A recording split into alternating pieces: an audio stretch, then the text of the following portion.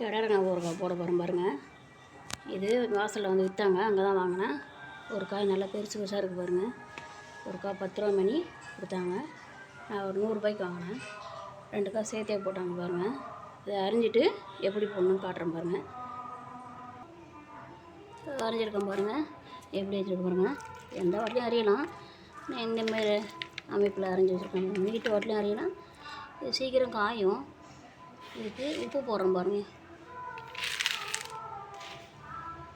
உப்பு ஒரு படி கூட இருந்தால் தான் வீணாக போகாமல் இருக்கும். அப்பப்போ இதை அப்படியே குலுக்கி விட்டுக்கணும் திரும்ப திரும்ப.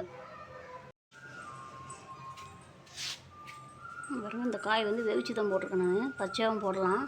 பச்சையாக போட்டால் லேட்டாகும் ஊறுறதுக்கு. இது வெவிச்சதால் கொஞ்சம் சீக்கிரம் காஞ்சி சாப்பிட்றதுக்கு ஈஸியாக இருக்கும்.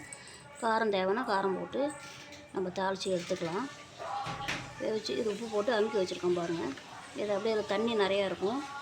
காய வச்சு தண்ணியில் போட்டு வச்சுட்டு திரும்பி காய வைக்கணும். கடைசி ஃபைனலில் வரும்போது காட்டுறேன் பாருங்கள்.